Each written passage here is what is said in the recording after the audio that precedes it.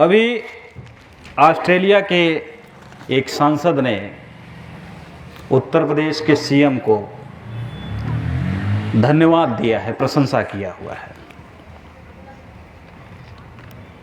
तो साथियों, प्रशंसा विदेशों में करने का मतलब ये है कि वहाँ लोगों के द्वारा जो बताई गई रिपोर्ट है उसके आधार पे उनका मानस पटल पे एक बात बैठती है कि यही सत्य होगा। तो इसलिए वो जो क्रैग कैली नाम की लेडी है, सांसद है, उसने प्रशंसा किया।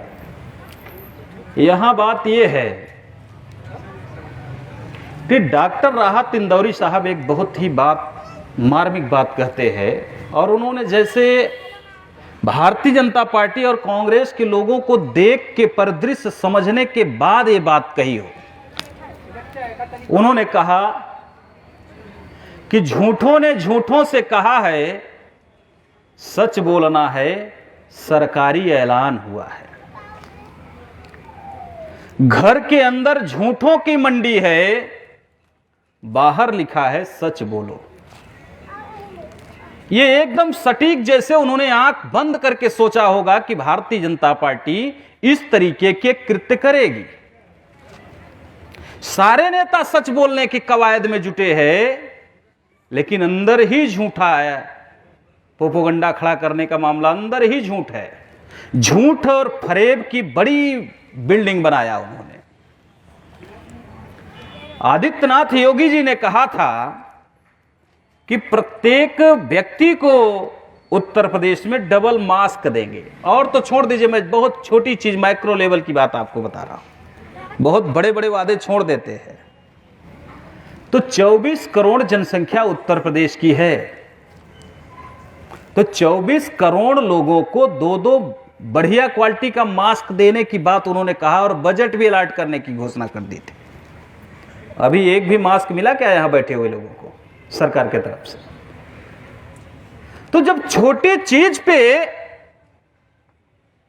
नहीं वादा पूरा कर सकते, तो बड़े काम को वादा पूरा करने की औकात नहीं है इनकी, और करना नहीं चाहते, मनसा ही इनकी साफ नहीं है। आप देखते हैं तो भारत देश का बजट क्या है और जीडीपी का क्या हाल है। अर्थव्यवस्था एकदम मृत शैया पे पहुंच गए हैं। अगर भारत कृषि प्रधान देश कहने के लिए था, लेकिन आज नहीं है, फिर भी भारत के जो बजट है वो किसानों ने संभाल कर रखा हुआ जीडीपी को। नहीं, एकदम त्रासदी के शिकार हो जाता है इस देश। जो कुछ बचा है वो किसानों ने बचा के रखा हुआ है। मजदूर त्राहिमाम कर रहे हैं। मजदूर डेली मजदूरी घटी है, बढ़ी नहीं है। लॉकडाउन में मजदूरी का रेट घट गया, नोटबंदी में रेट घट गया, तो मजदूरों का आय बढ़ नहीं रहा है। पूंजीपतियों का आय डेली वृद्धि की ओर है, आगे बढ़ता चला जा रहा है।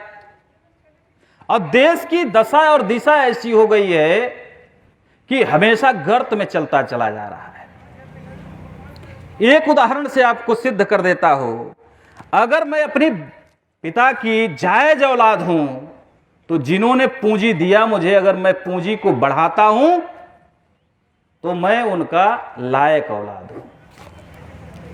अगर मैं पूंजी को ही, जो प्रमुख पूंजी थी, उसको अगर मैं बेचने का काम कर दूं और सारी संपत्ति को नीलाम करने के बाद कहूं कि मैं रोजी रोटी अच्छा चला रहा हूं, मैं घर का मुखिया हूं, मालिक हूं, तो मुझे कितना भी मैं चौराहे पे चिल्लाऊं, मुझे लोग क्या कहेंगे?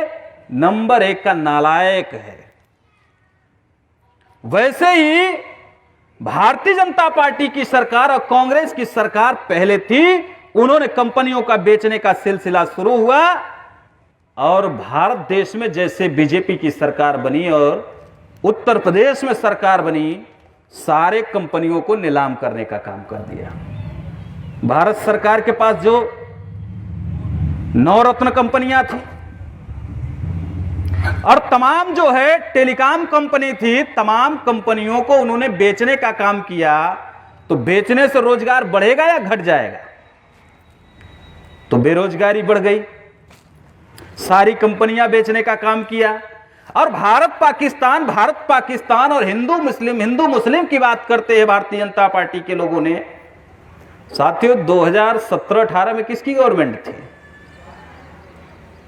80,000 मीट्रिक टन चीनी कहां से खरीदा? पाकिस्तान से। और भारत पाकिस्तान के मामले को खड़ा करते रहते हैं। और चीनी भारत से नहीं बल्कि पाकिस्तान से खरीदी गई। और भारत के जो चीनी उद्योग वाले लोग हैं, जो कंपनी के मालिक हैं, उनकी चीनियां यहां बिक नहीं रही थी, उनके शुगर यहां बिकने के लिए तैयार नहीं था। देश के शुगर को बेचने के लिए वो नेपाल को संपर्क कर रहे थे, थाईलैंड को संपर्क कर रहे थे कि हमारे चीनी को लिया जाए, हमारे शुगर को ले लिया जाए, और ये पाकिस्तान से खरीद रहे थे। तो साथियों, इतने ज्यादा लायक लोग हैं, इनकी लायकी इतनी ज्यादा है कि इनको कहा नहीं जा सकता है। तो साथियों, इसलिए हमें जानना होगा, समझना होगा, इनका झूठ पे आधारित इनके सारे प्रोग्राम है। ये सच्चे आदमी नहीं है, सच्चे लोग नहीं है, और सच्ची बात कर भी नहीं सकते, क्योंकि इनके जीन में ही सच्ची बात नहीं है। झूठ और फरेब के आधार पे इन्होंने इस देश में शासन किया।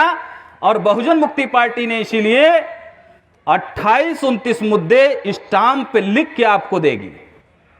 भारत में एकमात्र ऐसी पॉलिटिकल पार्टी है बहुजन मुक्ति पार्टी, जो स्टाम्प पेपर पर लिख के मुद्दे देगी। अगर नरेंद्र मोदी जी ने कहा 15 लाख देंगे, अगर स्टाम्प पेपर पर लिख के देते कि हम 15 लाख देंगे, और सरकार बन गई प्रधानमंत्री बनने के बाद, अगर 15 लाख नहीं देते तो एक व्यक्ति जाता उस स्टाम्प पेपर को लेके केस दायर करता कोर्ट में, और कई लोग मिलकर हाई कोर्ट में पिटीशन दायर करते। तो अगर हाई कोर्ट में पिटीशन दायर करते तो वो व्यक्ति फरेब और धोखेबाज है ये सिद्ध होता, तो 420 का मुकदमा चलता फ्रॉडगिरी का। तो ये मुकदमा चलने के बाद वो जेल में होते, प्रधानमंत्री नहीं होते।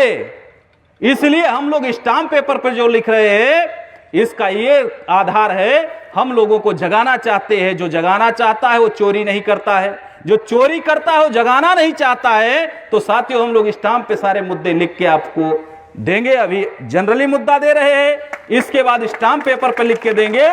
अगर सारे देश की पॉलिटिकल पार्टी अगर हमारा नकल करके स्टाम्प पेपर पर लिख के दे, तो किसी न किसी की तो सरकार बनेगी। और जब सरकार बनेगी तो 18,000 प्रत्येक परिवार का मुद्दा आपका हल हो जाएगा। आपके नौकरी के जो समस्याएं हैं वो हल हो जाएगी। पोस्ट ग्रेजुएट व्यक्ति को 5,000 रुपए महीने देंगे सरकार, जब तक उन्होंने नौकरी नहीं देगी। इंटर को 3,000, मैट्रिक को 2,500। अगर इस तरीके के अगर वो अमल में लाने के लिए अगर स्टाम्प पेपर पर लिख देते हैं, नहीं करते हैं तो जेल जाएंगे, और करते हैं तो समाज का भला हो जाएगा। इस मोड़ पे हम लोग सारे राजनीतिक पार्टियों को मजबूर करेंगे, राजनेताओं को, हमारे मुद्दे को एक्सेप्ट करो, वरना कुर्सी खाली कर दो। हम लोग आ रहे हैं, सारी बैकलॉग की वैकेंसी कुर्सी की खाली है, हम लोग आ रहे हैं। तुम्हारी औकात नहीं करने की, इसलिए तुम्हें शासन करने का भी अधिकार नहीं है। अभी कह रहे हैं 2 बच्चे से ज्यादा होंगे तो क्या होगा? सरकारी नौकरी नहीं मिलेगी। तो क्या इस देश और प्रदेश को चलाने के लिए रणुओं को दे दिया जाए? इसके लिए भी तो कोई कानून बनना चाहिए। अरे जिसे परिवार चलाने का अकल नहीं है, उसे हम देश और प्रदेश दे दिए। ये हमारी सबसे बड़ी बहुजन समाज की मूर्खता पाती है। अब हम इस गलती को सुधारना चाहते हैं, इसलिए हम अपनी हुकूमत कायम करना चाहते हैं, और हम अपने तकदीर के फैसले खुद लेना चाहते हैं। आप लोग इस फैसले में आप लोगों की रजामंदी होगी, यही आशा विश्वास के साथ मैं अपनी बात को विराम करता हूं। जय मूल निवासी, जय भीम, जय भारत।